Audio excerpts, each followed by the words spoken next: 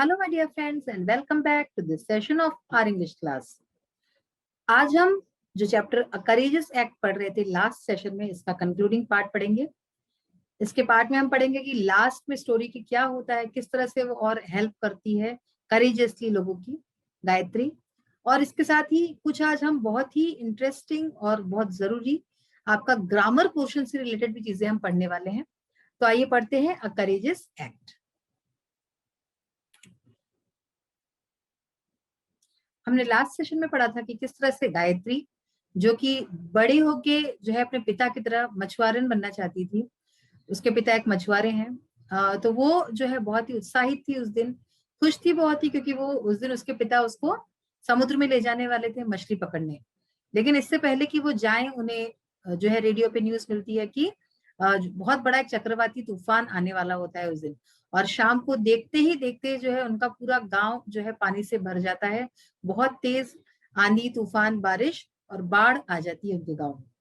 और वो उस समय भी किस तरह से अपने सूझबूझ से अपने घर में जो छोटी मोटी चीजें जरूरी काम की होती हैं उसको बिस्तर पे और कुर्सियों पे, ऊंची ऊंची जगहों पे रख के उनको बचाती है। अब इसके आगे आइए पढ़ते हैं। After an uncomfortable night, Gayatri went to her terrace and looked around. The entire area was submerged in water. Only a few houses could be seen. The little huts near her house could not be seen due to floods. The homeless people were sitting on tree stumps and at other places which were not submerged. Gayatri thought that she would do something. She swam towards the boat lying outside her house. She rowed powerfully towards the maroon people. She helped them board the boat and rowed to the town hall. There they were received by the district authorities. Then she returned home and requested her mother to give her some clothes, food, matchboxes, and candles. She packed them in a waterproof bag and returned to the town hall. She handed over the materials to the supervisor of the temporary shelter, who distributed them to the people. They felt warm and happy. Gayatri was happy too that she could do a little to help them. She had helped her neighbors in their hour of need. In the hour of crisis, most people ask for help, but courageous people render help to others. So in this stanza, in this paragraph, we are going to see कि किस तरह से वो एक एक व्यक्ति की मदद करती है, उसके आसपास के लोगों की, नेबर्स की, पड़ोसियों की, अपनी जो है करेज से। आफ्टर एन अनकंफर्टेबल नाइट, यानी कि एक बहुत ही अनकंफर्टेबल क्या होता है कि जो बहुत ही बेचैन करने वाला होता है, ऐसे ना। जो कंफर्ट यानी कि हमें जो आराम देता है, तो ऐसी बिल्कुल भी आरामदायक रात नहीं थी वो। तो अनकंफर्टेबल नाइट के बाद, रात के बाद, Gayatri went to her terrace and looked around. तो अगली सुबह गायत्री ऊपर गई अपने टेरेस पे, अपनी छत पे, और चारों तरफ देखा। The entire area was submerged in water. पूरा जो एरिया था, पूरा उनका क्षेत्र था, वो पानी में डूब चुका था। Only a few houses could be seen. सिर्फ कुछ एक घर ही थे जो दिख रहे थे। The little huts near her house could not be seen due to floods.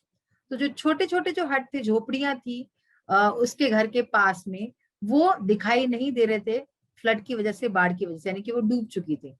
The homeless people were sitting on tree stumps and at other places which were not submerged. तो होमलेस यानी कि जिनके पास घर ना हो, तो ऐसे जिन बेचारे लोगों के घर डूब चुके थे, ऐसे लोग ट्री स्टम्प्स पे, यानी कि पेड़ों पे जाके, ऊंची ऊंची जगहों पे जाके, और ऐसे ही ऊपर जहां पे वो बच सकते थे, ऐसी जगहों पे जाके बैठे थे। विच वर नॉट सबमर्ज्ड, ऐसी जगहों पे जो डूबी नहीं थी। Gayatri thought that she should do something. Gayatri ने सोचा कि उसे कुछ करना चाहिए इन लोग की हेल्प के लिए। She swam towards the boat lying outside her house. तो उसने क्या किया, उसके घर के बाहर एक नाव पड़ी थी, वो वहां तक तैर के पहुंची। She rowed powerfully towards the maroon people. Rowed, ROWED, road मतलब होता है जब बोट चलाना होता है, चप्पू के द्वारा हम जब नाव चलाते हैं, तो दैट इज कॉल्ड रोड। तो उसने बहुत ही मेहनत से, बहुत ही ताकत से अपनी जो नाव थी, उन लोगों तक जो मरून, यानी कि जो फंसे हुए लोग हैं किसी जगह पर, है ना, अकेले फंसे हुए लोग, तो वहां तक वो बहुत ही शक्ति से, ताकत लगा के और अपनी नाव को चला के उन तक पहुंची। She helped them board the boat and rowed to the town hall. तो उन लोगों की उसने हेल्प की, उनको उस बोट में बिठाने से लेकर के और फिर टाउन हॉल तक पहुंचाने तक। तो टाउन हॉल तक उसने ले गई अपनी बोट और पहुंचाया उन लोगों को। There they were received by the district authorities. तो वहां पे उन लोगों को जो जिले के जो अथॉरिटीज थे, प्राधिकारी थे, उन्होंने रिसीव किया, उन्होंने उनको अपने पास रखा। देन शी रिटर्न होम, तो उसके बाद वो वापस घर आई and requested her mother to give her some clothes, food, match boxes and candles. तो फिर उसके बाद उन लोगों को वहां पहुंचाकर, टाउन हॉल पहुंचाकर वो वापस घर आई और अपनी माँ से उसने रिक्वेस्ट किया कि वो उसे कुछ कपड़े, खाने का सामान, मोमबत्तियां और माचिस ये सब दे। She packed them in a waterproof bag, और इन सब चीजों को फिर उसने क्या किया, एक वाटरप्रूफ बैग, यानी कि जैसे जिसमें पानी का कोई असर ना हो, है ना, जैसे पॉलिथीन होते हैं, तो ऐसे बैग्स में उसने उस सब चीजों को पैक किया अच्छी तरीके से। And return to the town hall, और फिर वो टाउन हॉल वापस गई। वाटरप्रूफ में क्यों किया, क्योंकि बारिश का टाइम था और पूरी तरफ पानी ही पानी था, तो गलती से भी उसमें पानी ना जाए, इसलिए ये सब किया। She handed over the materials to the supervisor of the temporary shelter. तो ये सारा सामान उसने टाउन हॉल जाके वहां के जो सुपरवाइजर थे, जो मेन देखरेख करने वाले थे, उनको दिया।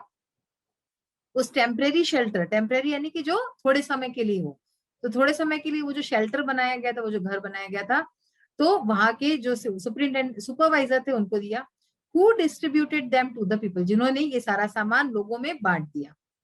They felt warm and happy, उन सब लोगों को बहुत ही अच्छा लगा, खुशी हुई इन सब चीजों को पाके। Gayatri was happy to, Gayatri भी बहुत ज्यादा खुश थी। That she could do a little to help them, कि वो कुछ कर पाई उन लोगों के लिए, उनकी मदद करने के लिए। She had helped her neighbours in their hour of need, तो उसने अपने जो नेबर्स थे, अपने पड़ोसी थे, उनकी मदद की जब उनको मदद की जरूरत थी। In the hour of crisis most people ask for help, तो जब क्राइसिस का समय होता है, संकट के समय में, संकट के समय ज्यादातर लोग जो है मदद के लिए, मदद की मांग करते हैं, यानी मदद के लिए कहते हैं कि हमारी मदद करो। But courageous people render help to others, लेकिन जो करेजियस पीपल होते हैं, साहसी लोग जो होते हैं, वो क्या करते हैं, वो दूसरों की मदद करते हैं। और इस चीज का अनुभव तो अभी हमें कोरोना काल में आ ही चुका है कि किस तरह से कितने ही जो हमारे कोरोना वॉरियर्स हैं, वो अपनी जान भी जोखिम में डाल के दूसरों की मदद कर रहे हैं। तो ये चैप्टर यहाँ पे फिनिश होता है बच्चों, और बहुत ही प्रेरणादायी चैप्टर है। हमें भी इस तरह से कुछ ना कुछ अपनी तरफ से हम जो कर सकते हैं वो करना चाहिए। आइए अब देखते हैं कुछ न्यू वर्ड्स एंड फ्रेजेस जो हमने इस चैप्टर में देखे हैं। तो देखते हैं, ये थोड़ा सा आपको धुंधला दिख सकता है, लेकिन आई एम ट्राइंग टू कि मैं आपको अच्छे से आपको बताऊं। फर्स्ट वर्ड है हमारा एक्सपेक्टेड, एक्सपेक्टेड का मतलब है अपेक्षित। Second word is high tide, high tide का मतलब है ज्वार।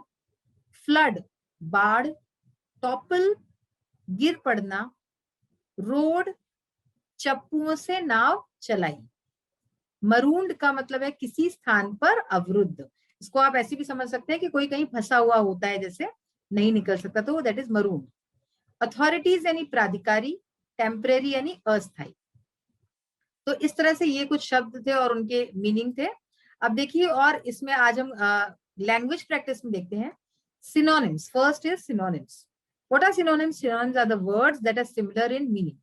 सिनोनिम्स ऐसे शब्द होते हैं जिनका जो है एक ही अर्थ निकलता है। आपने हिंदी में पर्यायवाची पढ़ा होगा बेटा, तो पर्यायवाची जो होता है वही उसको हम इंग्लिश में सिनोनिम्स बोलते हैं।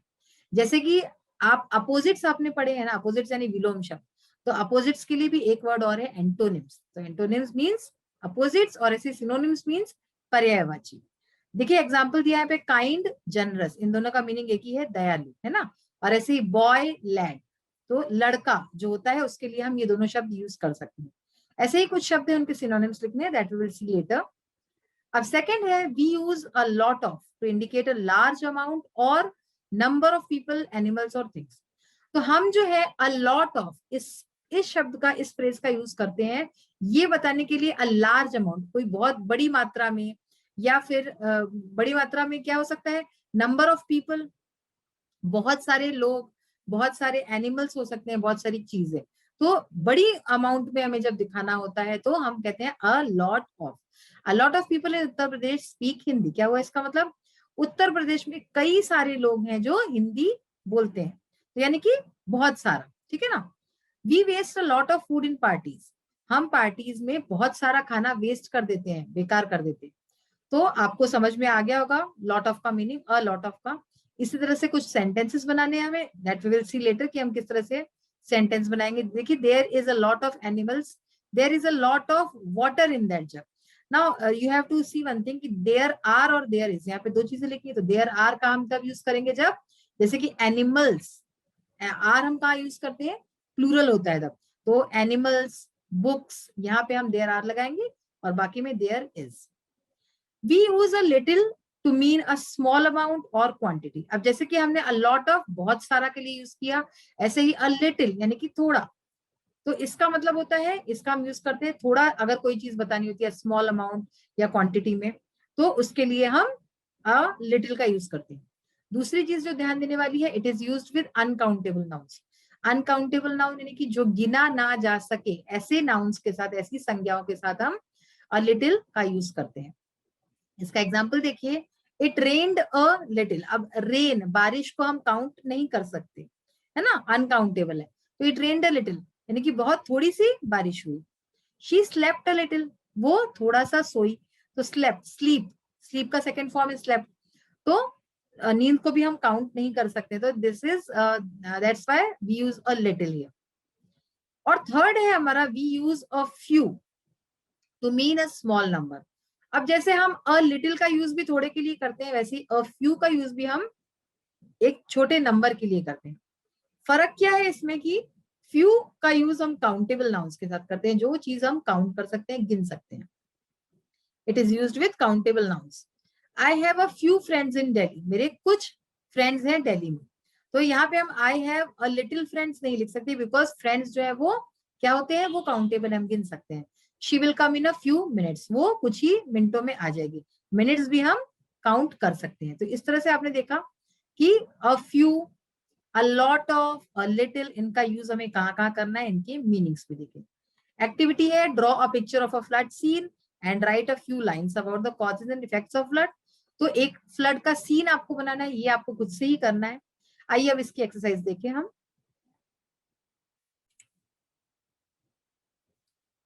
We will start with the synonyms, यानी पर्यायवाची। हमने आपको बताया था कि सिनोनिम्स क्या होते हैं, जिनका मीनिंग सेम होता है, ऐसे शब्द। तो देखिए, प्रोफेशन, प्रोफेशन को हम ऑक्यूपेशन भी बोलते हैं, ठीक है ना, जो हमारा व्यवसाय होता है, जो भी हमारा काम जो हम करते हैं जिससे कि हम पैसा कमाते हैं, that is profession. Request, appeal, यानी कि किसी से विनती करना। सी, मरीन, सी यानी समुद्र, मरीन को भी जो है, इसका ये सिनोनिम ही है सी का। डैमेज, डिस्ट्रक्शन, यानी कुछ चीज नष्ट होना। Make sentences using the table below, अभी जो हमने टेबल देखी थी उससे ही हमने यहाँ पे सेंटेंस बनाए, यहाँ पे डायरेक्टली आंसर्स दिए, you can see it. There is a lot of water in that jug, यानी कि उस जग में बहुत सारा पानी है, ठीक है, तो a lot of water in that jug. There is a lot of sugar in the box, उस बॉक्स में बहुत सारी चीनी है, शक्कर है, तो ये वाटर हुआ, शुगर हुआ, हम इसको काउंट नहीं कर सकते।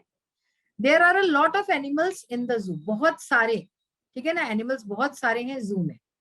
There are a lot of books in the library, library में बहुत सारी बुक्स हैं, किताबें हैं। तो हमने देखा देयर इज कहाँ लगाया हमने, वाटर एंड शुगर के साथ, और आर कहाँ लगाया, एनिमल्स एंड बुक्स, तो यहाँ पे एस लगाया। ये इसमें फर्क है इज और आर में जब हम लगा रहे थे। नेक्स्ट देखिए, fill in the blanks with a few और अ लिटिल। तो फिर से आपको रिमाइंड करा देती हूँ, अ फ्यू हम कहाँ लगाते हैं, जहां पे काउंटेबल नाउन होता है। लिटिल कहाँ लगाते हैं, जहां पे अनकाउंटेबल नाउन होता है, जो गिन नहीं सकते। Aditya has a few story books, Aditya के पास कुछ जो है कहानी की किताबें हैं, तो स्टोरी बुक्स को हम काउंट कर सकते हैं, that is why a few. There is a little milk left in the glass, glass में थोड़ा सा दूध बच गया है, तो अ लिटिल।